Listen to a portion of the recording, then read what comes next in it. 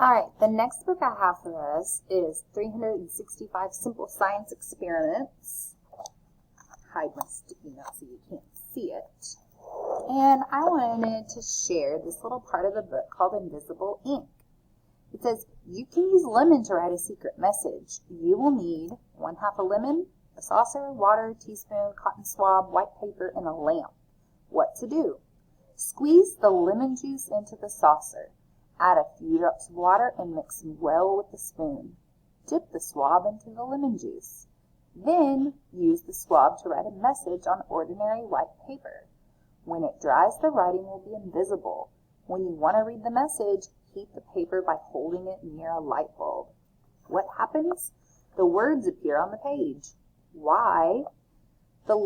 The juice of lemons and other fruits contain compounds of carbon. These compounds are nearly colorless when you dissolve them in water, but when you heat them, the carbon compounds break down and produce carbon, which is black. Okay, so I really want you to focus right here on the what to do part. Okay, that's what I'm looking for, the important part. What kind of text structure do you see in these instructions?